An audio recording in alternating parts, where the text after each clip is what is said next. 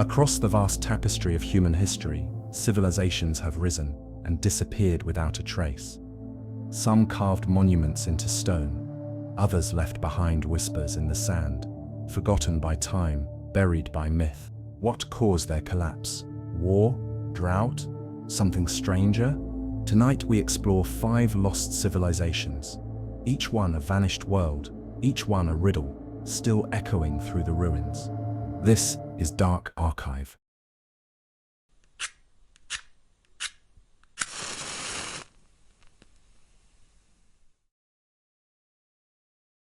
A soft hush falls over the desert as twilight deepens into night. In the distance, orange and purple hues fade from the horizon, leaving behind a velvet sky dotted with the first timid stars. You find yourself standing at the base of a towering sandstone cliff, high in the mesas of the ancient American Southwest. Nestled in the cliffside above, tucked into natural alcoves, are the homes of the Anasazi, the people now known as the Ancestral Puebloans. Their stone and adobe dwellings cling to the rock face, glowing faintly in the last light of dusk, as if holding on to memories of sunlit days. The air is cool and dry, carrying the gentle scent of sagebrush and pinyon pine. A light breeze whispers through the canyon, rustling juniper branches and stirring a few grains of sand at your feet. As darkness settles, the cliff dwellings become silhouettes against the starry expanse. You tilt your head upward. Above, countless stars emerge, brilliant and clear in the desert's crystal air. The Milky Way unfurls overhead like a gauzy ribbon of light. Here, far from any modern glow, the night sky is as rich and bright as it was 1,000 years ago, when families gathered in these very dwellings and gazed upward in wonder. Close your eyes for a moment. You can almost hear echoes of an ancient evening. The distant hoot of an owl resonates between the canyon walls, a lonely, yet comforting sound. Perhaps long ago, a weary hunter returned home at this hour, climbing a handmade ladder up to his family's shelter in the cliff. Imagine the soft murmur of voices carrying through the cool night air, parents speaking in low tones as children drift to sleep under warm blankets, woven from yucca fiber and cotton. An elder might have whispered a bedtime tale about the patterns of the stars, teaching the young ones how the constellations guide the seasons and the harvest. Lulled by the familiar story and the gentle crackle of a small hearth fire, a child of this bygone world slips into slumber. You step gently through the remains of the settlement, careful and respectful. Smooth sandstone blocks form walls around you, enclosing spaces that once were alive with laughter, work and family life. In the darkness, you trace your fingers along grooves in the stone. Here is a doorway leading into a communal room. Peering inside, you envision a fire's glow dancing on plastered walls, illuminating painted pottery and bundles of dried corn. Shadows of people move in this imagined light, someone grinding maize with a stone mortar, another mending a sandal, someone else tending the fire. Outside on a ledge, clay pots for water and grain sit quietly, their owners long gone but their presence still felt. A feeling of deep calm envelops this place. The only sounds now are the night breeze and the gentle hush of the desert. In the distance, a coyote howls softly, its cry rising then fading into the vastness. The ancestral Puebloans lived in harmony with this land for centuries, attuned to the rhythm of days and seasons. In the mornings, sunlight would flood this canyon, painting the cliffs gold and warming the stone dwelling. By evening, the world turned peaceful and reflective, with long purple shadows stretching across the canyon floor, just as it is now. Looking upward again, you notice the moon has risen, a slender crescent casting a gentle silver light. The Pueblo ruins take on a dreamlike quality in the moonlight. The forms of the stacked stones and the round kiva, the ceremonial chamber, partly sunken into the earth, are just visible. You imagine a gathering in that kiva on a night like this, perhaps a small circle of villagers sitting quietly, sharing wisdom and stories. Firelight would dance over their faces as an elder speaks of ancestors and the spirits of the earth. The kiva's roof is open to the sky, so smoke from a sage-scented fire curls up and out, joining the stars. In the stillness of this night, it feels as if those old prayers and stories remain, held in the silence of the rocks and carried on the breeze. Though the Anasazi left these dwellings long ago, the place does not feel empty of life. The presence of those who once lived here is almost palpable, as if the canyon itself remembers them. Their petroglyphs, Figures and patterns chipped into the dark desert varnish on nearby rock faces stand as silent testaments to their days under this sun and sky. You gently run your hand over one carving, feeling the slight indentations where centuries passed. Someone carefully etched a symbol. Perhaps it marked the turning of a season, or recorded an event, or was simply an artist's expression of wonder at the world around them. A sense of mystery and reverence fills you. Why did the ancestral Puebloans eventually leave these homes perched in the cliff? Was it a great drought that made survival difficult? A spiritual calling to journey elsewhere? We may never know for sure. The only answers now come from the stars, the wind, and the stones. In this moment, under a sky unchanged by time, you feel continuity between past and present. The same Polaris glimmers to the north, the very North Star that guided their travels. The same moonlight silvered these cliffs, and the same summer rains once nourished their crops. You sit down on a smooth stone, letting your back rest against a wall that has stood here for a millennium. It's sturdy and cool, offering quiet support. Take a slow, deep breath, and feel the stillness around you seep into your being. Here the passage of time is slow, measured by the crawl of moonlight and the subtle shifting of constellations over. Each breath you draw is gentle and full, as if you are inhaling the tranquility of this canyon and exhaling any lingering worry. The silence isn't empty, it's rich with presence, the essence of those who came before, and the calm of a night that once cradled them as it now cradles you. Far off, the faint swirl of a night breeze passes through the canyon, almost like the whisper of ancient voices saying that all is well, that life flows onward. You listen to that whisper and let it reassure you. Over centuries, seasons of plenty and scarcity balanced each other, and life continued its cycle. Now the homes are quiet and open to the sky, gently reclaimed by nature. Ferns and wild flowers grow where floors once were. Yet continuity remains. Even after people move on, a place holds their memory in echoes, and the people carry a piece of this land with them into new horizons. Above the ridge, a shooting star silently streaks across the night, a brief trail of light that slowly fades into dark. Perhaps an ancestor once looked up at just such a sight, making a wish or sending a prayer. You hold that thought gently, feeling connected across time by the simple act of stargazing in the quiet of night. The hour grows late in this tranquil canyon. A deep peace has settled in the cool air. It's nearly time to leave the Anasazi cliffs and continue our journey, but linger just a moment longer in the serenity. In your mind's eye, see the last ember of an ancient hearth, wink softly, and go out, sending a tiny wisp of smoke into the dark. The families here have long since drifted into their dreams, and now we too must drift onward. The same stars that shine above these silent dwellings will light our way. You stand and take one last look at the moonlit ruins, feeling gratitude for this glimpse of the past and a gentle anticipation for what comes next. A soft wind rises, picking up a swirl of golden desert dust around your feet. You follow this breeze as it grows steadier. The familiar sage scent fades, giving way to a new aroma on the air, a hint of sweet water and lotus. The wind guides you gently out of the canyon and across an expanse of space and time. Overhead, the stars shift into subtly new constellations. The dry desert air turns warm and humid against your skin. In your mind's eye, starlight begins to shimmer on water ahead. Gradually, as if drifting from one dream into another, the red rock mesas fade and you find yourself on the banks of a great river in a faraway land.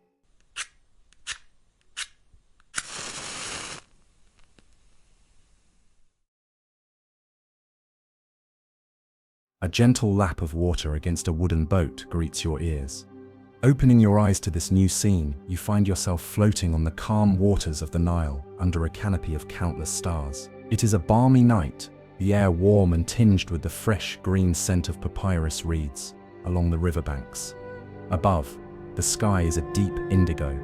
Stars shimmer and reflect on the river's gently rippling surface, as if the heavens have spilled into the water. The moon is higher now, a half moon casting a path of silver across the current. You trail your fingers lightly in the Nile. As you drift, the air is cool and soothing, carrying within it the life of this ancient land. On either side of the Nile, the dark silhouettes of palm trees sway softly in the night breeze. Beyond the palms lies an endless expanse of quiet desert, resting under the starry sky. And rising from that desert, visible even from here on the river, are distant shapes of pyramids. They stand against the horizon, massive and eternal, their triangular sides touched by faint moonlight. Perhaps these are the pyramids of Giza, or perhaps lesser-known ones farther up the Nile. Each was once a monument to a king, and now remains as a symbol of the enduring spirit of ancient Egypt. Their outlines gleam softly, as if still remembering the sun, and their peaks seem to reach toward the stars bridging earth and sky. Your small boat glides downstream, barely disturbing the mirror-like water. In the hush, you hear the gentle splash of a fish now and then, and the distant call of a nightbird hidden among the reeds. From far off, a hint of music drifts on the breeze, perhaps a melodic chant from a temple on the riverbank, where priests keep an all-night vigil with oil lamps and incense. The sound is faint, almost imagined, yet it soothes and reassures, speaking of devotion and continuity. People here too fill the night with prayer and reflection, trusting that the sun will return in the morning. A soft thump nudges your awareness as the boat comes to rest against the shore. Stepping onto the riverbank, your feet press into cool, damp soil. The ground is carpeted with grass and lilies nourished by the Nile's gentle floods. Fireflies flit here and there, tiny lanterns floating in the darkness. As you walk a short distance from the water's edge, your eyes adjust and you see ahead a grand temple complex. Tall stone columns reach up toward the sky, their capitals carved in the shapes of lotus blooms. The walls and pillars are adorned with faintly visible carvings. This is a place of reverence, perhaps dedicated to Amun or Isis, or Hathor, deities beloved in this land. The temple's massive pylons, gateway towers loom silently, and in the stillness you can sense a sacred atmosphere lingering like a delicate perfume. Bronze torch sconces line a processional path leading into the heart of the temple, each flame steady and golden. They cast dancing shadows on the engraved reliefs along the wall. As you pass slowly between the columns, you discern figures etched in stone, pharaohs presenting offerings to gods, and lines of hieroglyphs recounting hymns and victories. You run your hand lightly over the cool stone, feeling the chiseled grooves of those ancient symbols. Though you cannot read them, their presence is reassuring. Prayers and records left behind by devoted hands saying, "We were here, we lived, we sought meaning." In the silence, it's as if the stones themselves are whispering tales of devotion. Moving through a broad courtyard open to the starry night, you come upon a tranquil reflecting pool at the center. The water lies smooth and dark, perfectly mirroring the moon and a sprinkle of stars. Around it, the pillars of the temple stand like guardians. Perhaps ancient priests once walked around this very pool in quiet contemplation. Or maybe a pharaoh gazed into these waters on a night like this, pondering the same constellations that glitter above you now. The air carries a trace of frankincense and myrrh, the sweet, resinous incense of temple rituals. Lingering from the daytime ceremonies, you breathe in that aroma and feel a wave of calm, as ancient and soothing as the scent itself. Beyond the courtyard, the inner sanctum of the temple lies in deep shadow, a place of mystery and solitude. You choose to remain here in the moonlit court, taking a seat on a cool stone bench along the colonnade. From this spot, you can see beyond the temple walls to the open desert. In the far distance across the sand, those pyramids still keep their vigil. One pyramid's apex catches a glint of moonlight. You recall that ages ago, the Great Pyramid was said to be capped with a golden point that shone at dawn's first light. Perhaps even at night it glowed, marking the pharaoh's tomb for the heavens to see. Sitting quietly, you listen to the desert wind outside the temple. It's just a gentle sigh of air, but it makes the palm fronds rustle and brings the faint scent of cooling sand. The desert has its own life at night. Out there, a fennec fox might be prowling, an owl gliding low over the dunes, beetles scuttling across moonlit ground. Here by the Nile, all is nourished and calm. The great river just a short walk behind you continues its eternal journey northward to the sea. The same journey it has made long before human memory and long after. It has seen empires rise on its banks and quietly watched them fall. Yet it flows on, constant and gentle. Gazing up once more, you notice a familiar pattern of stars directly overhead, sparkling down. It is Orion, the hunter. The ancient Egyptians looked upon this constellation as the spirit of Osiris, a god of rebirth. To your eyes, Orion looks the same as when you glimpsed it above the Anasazi cliffs earlier tonight. How comforting, the way the same stars connect different civilizations across time and space. The Egyptians even aligned some of their monuments with the stars, seeking harmony with the cosmos. Lying back on the bench, you soak in the sight of Orion's belt, those 3 stars in a neat row, and remember that people everywhere have found guidance and comfort in these distant lights. The air here is warm and velvety, a contrast to the cool high desert air of the Anasazi home. It wraps around you like a soft shawl. Perhaps in times long past, on nights much like this, families in an Egyptian village also sat outside their mud brick homes, relishing the respite from the day's heat. You imagine a small farming village not far from this temple. Simple houses with oil lamps glowing, children chasing fireflies under date palms, elders telling stories of gods and heroes, just as elders in the Anasazi world told of star beings and spirit. The details differ, but the warmth of community and the wonder at nature's beauty are much the same. Somewhere across the fields, a lullaby might be hummed softly by a mother rocking her child, comparing her baby's slow eyelids to a lotus closing at night on the gentle river. The melody mingles with the chorus of crickets hidden among the reeds, and under that soothing spell, the child drifts to sleep. In time, all households will slumber, trusting that the sun god Ra will sail his boat through the underworld and rise again at dawn, bringing light and life anew. You return to your small boat, which bobs lightly as you step in. The current carries you onward, and soon the Nile's banks fade from view. A warm raindrop lands on your cheek, then the scent of petrichor rain on dry earth rises as a gentle shower begins to fall, its droplets dimpling the river's surface. It's a soothing, warm rain, and after a few moments it passes, leaving the air fresh and thick with humidity. The night is now alive with new sounds, frogs croaking contentedly, insects chirping, and somewhere a nightjar singing. Your boat glides on, no longer on the Nile, but along another great river in a distant land.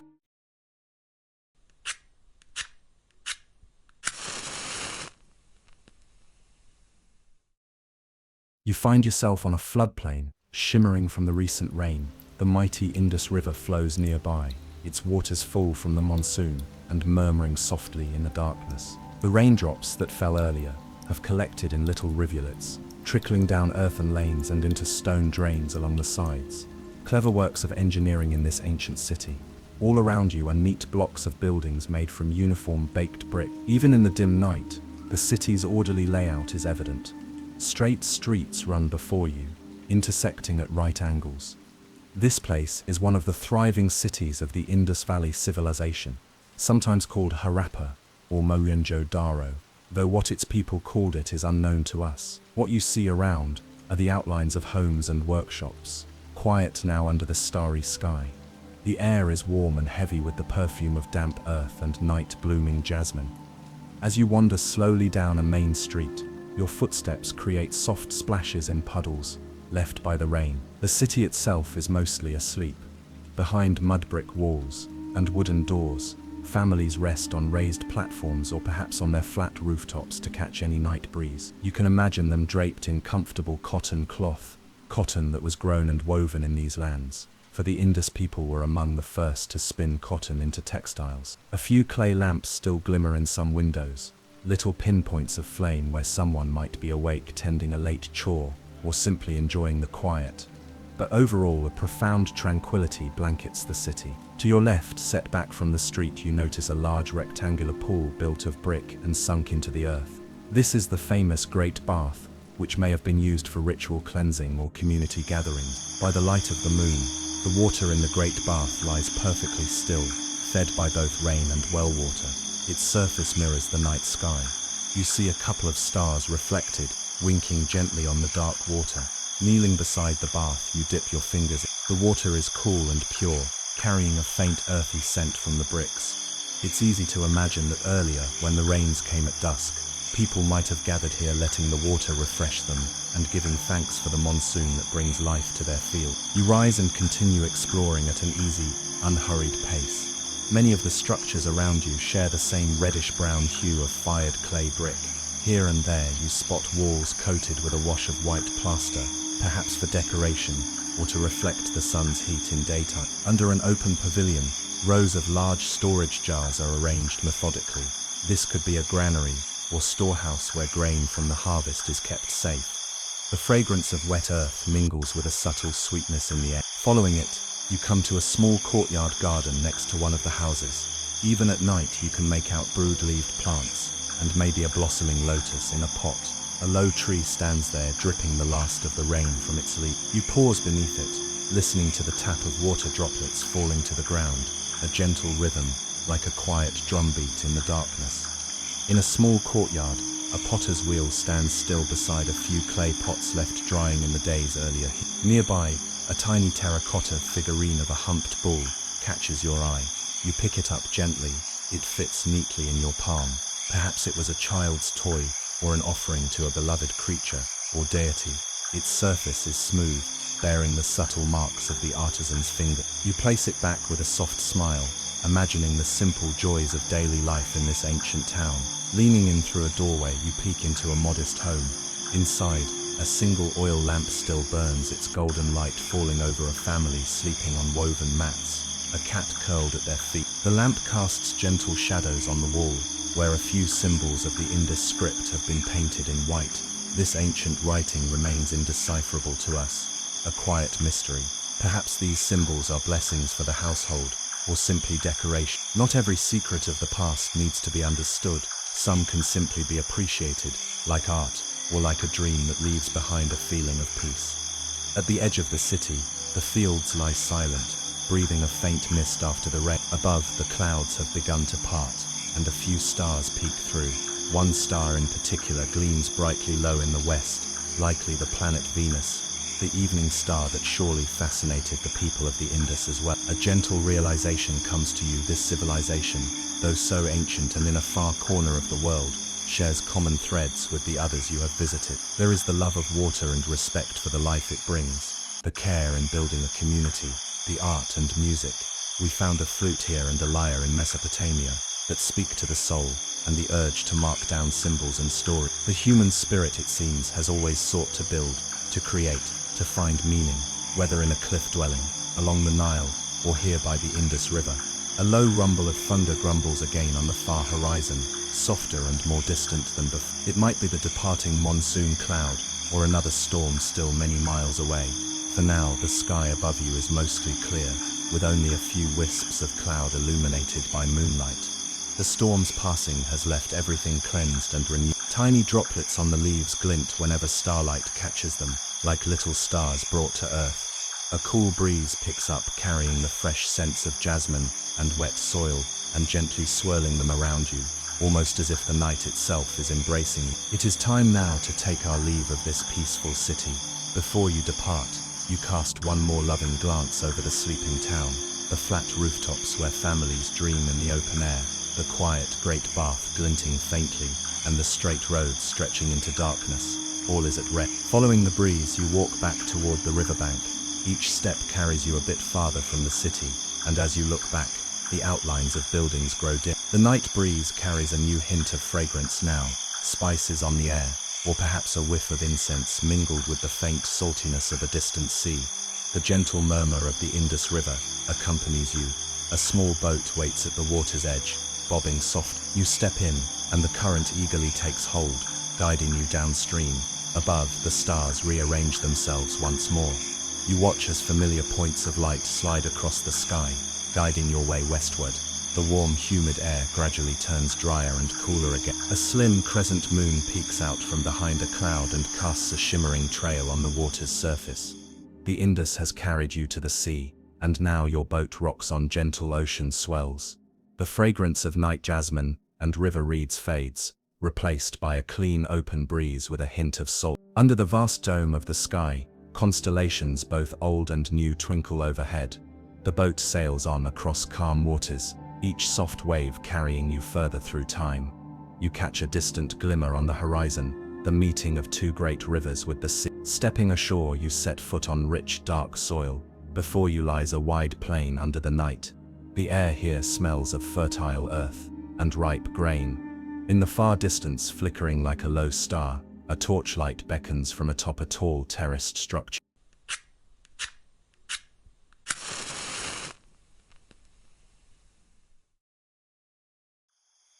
You find yourself under a broad, tranquil night sky on the Mesopotamian plains.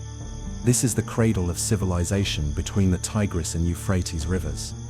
As you walk away from the gentle lap of the Gulf waters at the delta, you feel the soil firm under your feet. It's dark, but the landscape is open and vast, with only a few low hills silhouetted against the horizon. Through the dim starlight, you can make out the outline of an ancient city ahead. Its most prominent feature is a ziggurat, a towering, stepped platform rising toward the heavens, with a small shrine at its summit. From that shrine glows a warm golden light, likely from torches or oil lamps kept burning as offerings to the gods of this land. The night air here is dry and still, cooler than the day's heat, which can be intense in these parts.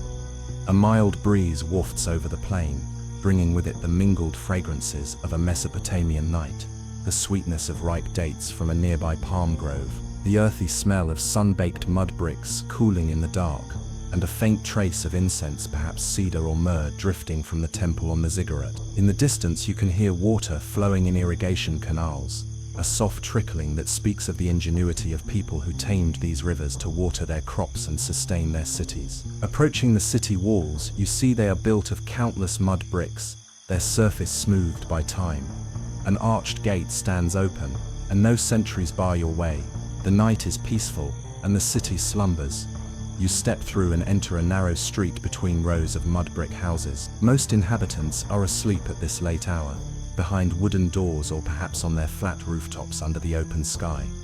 Indeed, as you glance upward, you notice a few families sleeping on their roofs, curled on mats, enjoying the night's respite from the day's heat. A solitary figure here and there sits up, maybe lost in thought or keeping watch over a sick child, but they pay you no heed. The atmosphere is safe and drowsy. Mesopotamia saw humanity's first cities, places like Uruk, Ur and Babylon. Perhaps this city is one of those, or one much like them. As you wander its lanes, you pass by a wall with faint markings in it. By the light of the moon you can make out wedge-shaped impressions in clay. It's cuneiform, the script of this land. You pause to gently touch the markings, hardened now for millennia. It could be a tally of grain, or a hymn to a goddess, or perhaps part of an ancient story. The marks are mysterious yet orderly, each wedge a tiny record of a thought. Just as you traced hieroglyphs in Egypt, here you trace cuneiform, and feel a connection to the scribe who pressed these symbols, recording their world.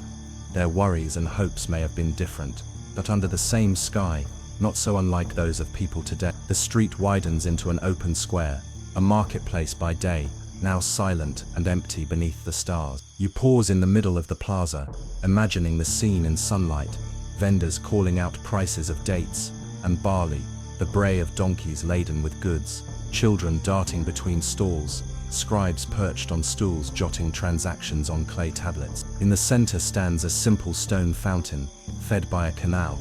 Even now it provides a trickle of water, a precious gift in this climate.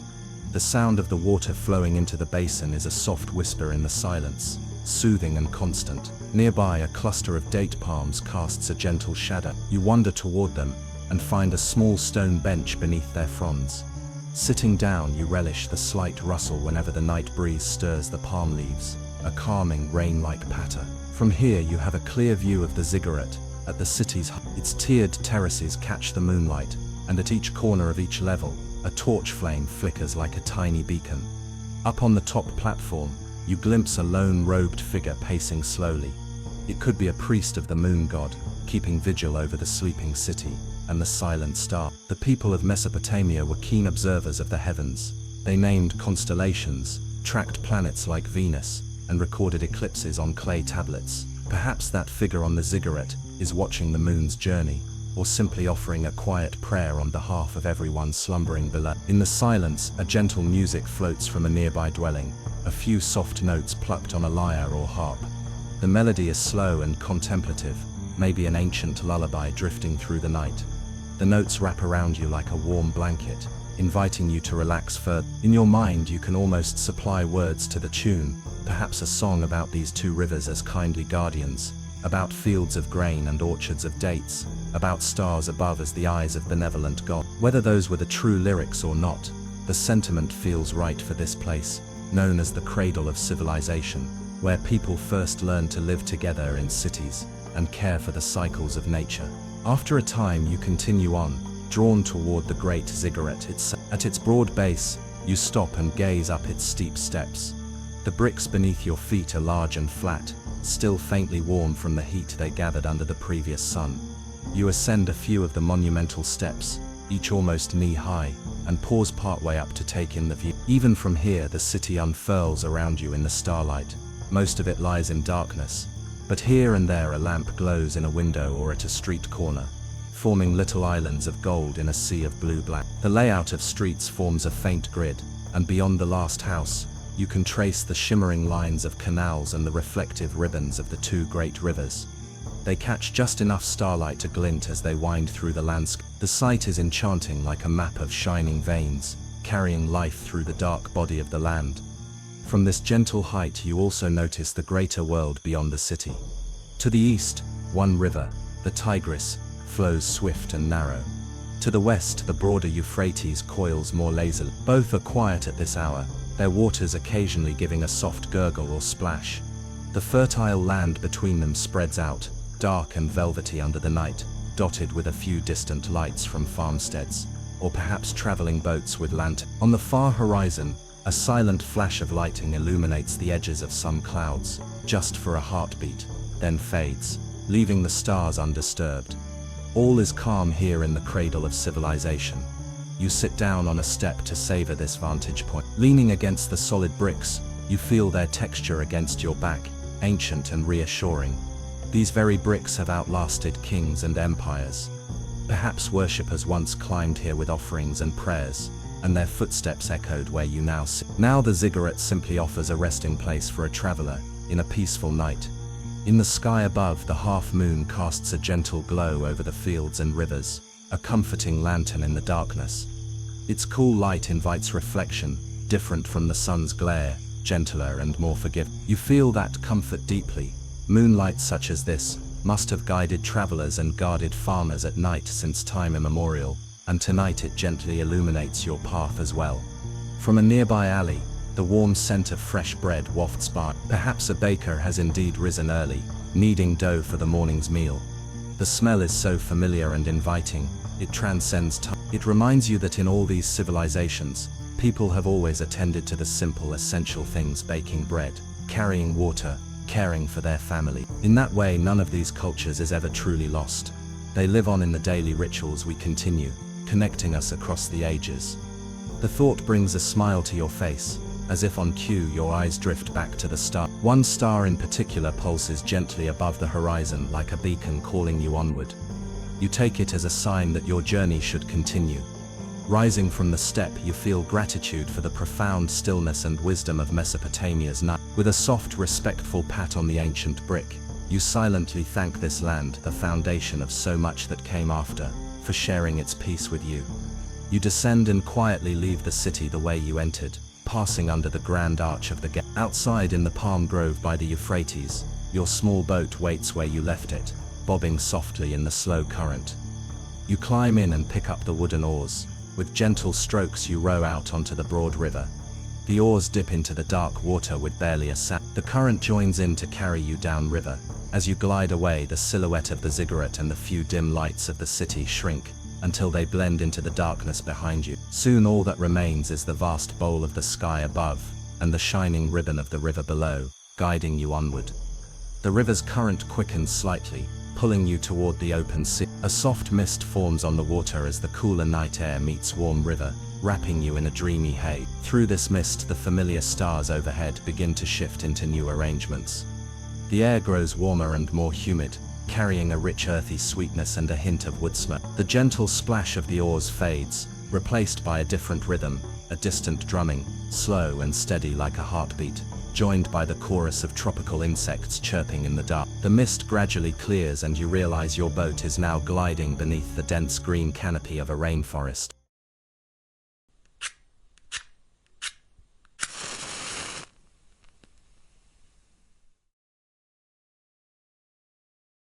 The jungle air wraps around you like a warm blanket, rich with the scents of wet foliage and fertile earth.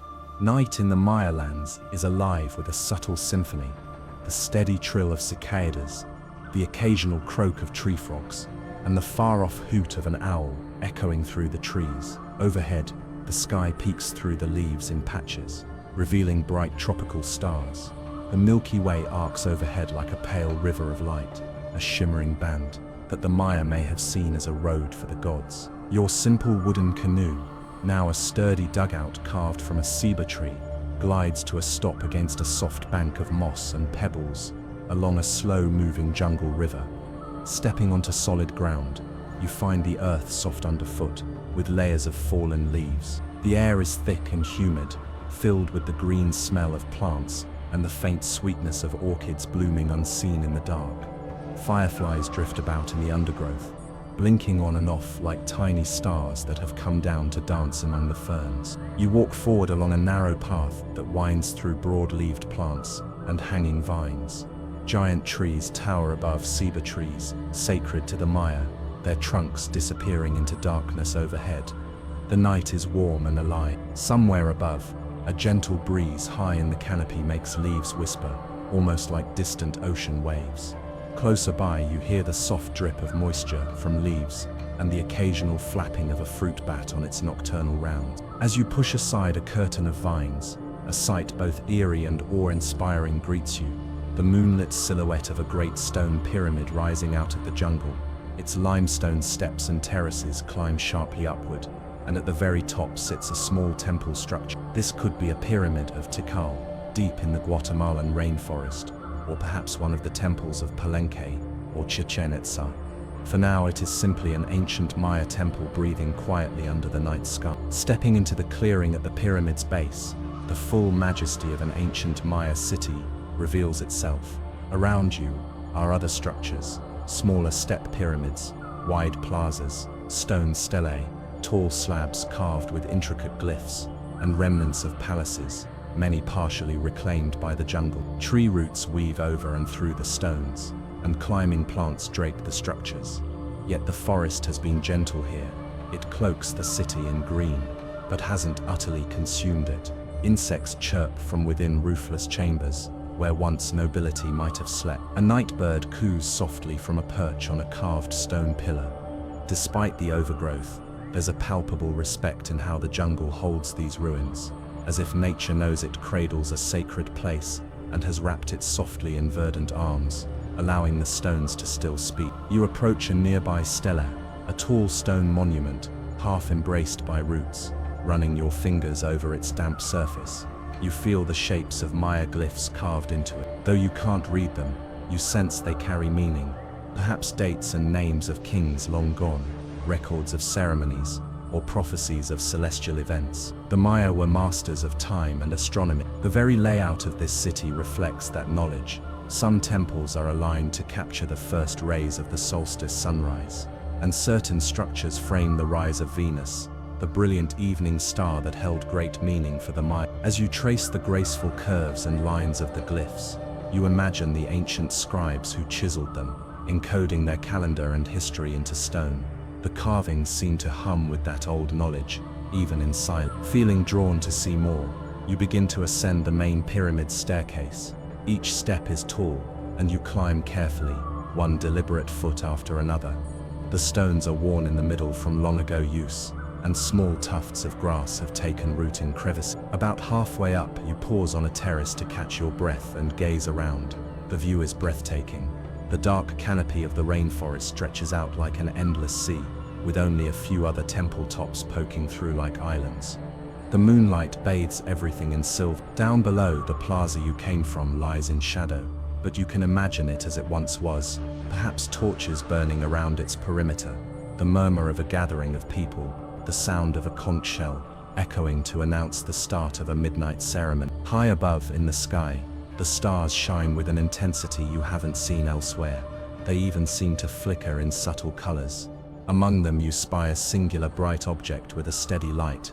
This must be Venus, the evening star hovering low in the west. The sight of it gives you a sense of profound mystery, mixed with familiarity.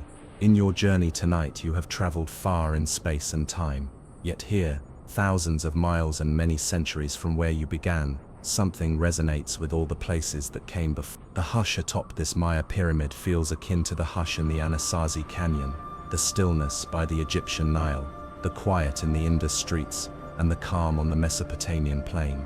In each land, people looked up at this same sky, found beauty and meaning, and built great work. In each land, night came as a gentle caretaker, offering a time for rest and reflection, just as it does for you now. Finally, feeling serene, you reach the top platform of the pyramid. The small temple at the summit is open to the night. Its doorway frames a portion of the starry sky, and inside an altar stone sits quietly, empty of offerings now. You step to the edge of the pyramid's flat top, and lie down on the smooth stone, looking up at the heaven. The stone is still warm from the heat of the day, and it soothes your back comfortably. A soft breeze brushes over, gentle and warm, carrying the faint scent of orchids and the jungle below. You cradle your head in your hands and gaze straight up. There is the North Star again, glinting just above the tree line. You recognize a few other star patterns that have become like old friends throughout this journey. The sky truly has been a companion at every step, always present, always familiar, yet showing a different face in each place. Your eyes grow heavy now in the best possible way. As you begin to close them, you still catch the glow of 1,000 distant suns above, and the black outlines of treetops around. The jungle's lullaby continues, the rhythmic drones of insects, the occasional gurgle of a night bird, the far-off howl of a monkey echoing like a distant wind. The slow drumbeat you heard earlier has subsided, or perhaps it was only your own heartbeat, and all that remains is this natural chorus, steady and calming. In this deeply relaxed state, your mind drifts. You gently recall each of the 5 civilizations you visited tonight. Each one offered a gift. The Anasazi gave you the gift of silence and starlight in the high desert, teaching that stillness itself is full of meaning. Egypt gave you the gift of the eternal Nile, showing how time flows and renews life. The Indus Valley offered the gift of gentle order and mystery, reminding you that peace and curiosity can coexist. Mesopotamia shared the gift of knowledge and story, from the first written words to the enduring stories that connect. And here the Maya offer the gift of cosmic perspective, their pyramids reaching to the stars and their calendar spanning great cycles, reminding you that you are part of something much larger, a grand design unfolding in its own time. You feel a deep sense of gratitude, and in your heart you thank the spirits of those ancient peoples for welcoming you. In the stillness it seems as though they offer a gentle blessing in return, a wish for peace, wisdom and understanding. Now it is time to return fully to your own place and time, carrying these blessings with you. Gently, as if carried on a soft cloud, you drift away from the Maya temple top. The scene below blurs, the silver ruins and dark jungle melding into a haze of memory. You feel weightless, floating slowly down through warm night air. You become aware of your own breathing, slow, steady and soft. The surface beneath you now is familiar and comfortable. You are back in the present, yet the calm of those ancient nights remains wrapped around you like a gentle cloak. As you lie here ready to surrender to sleep, imagine the same vast sky overhead connecting you to all times and places. The stars twinkle with friendly light, watching over you as they watched over the ancestors. The earth beneath you is solid and enduring, as old as the cliffs, pyramids, and temples that still stand in far-off lands. You are safe, cradled by the earth, and watched by the stars above. Your eyes are closed now. Any last wandering thoughts float by like passing clouds, and you let them go. Your body feels heavy and relaxed, sinking softly into your bed. A final gentle sigh of a breeze moves through your mind, extinguishing the last tiny flickers of wakefulness. In this peaceful state, you drift towards sleep. The journey is over, and you carry no burdens from it, only a light, curious joy at the richness of human history and the comforting truth that we all share the same night sky. All is. The ancient voices have whispered their lullabies, and now they too fall silent, watching kindly as you slip into a deep, restful slumber. Sleep now, dear traveler, under the same ageless sky that connects us all. Sleep, and let the dreams of lost civilizations gently guide you to a land of deep healing rest. Good night.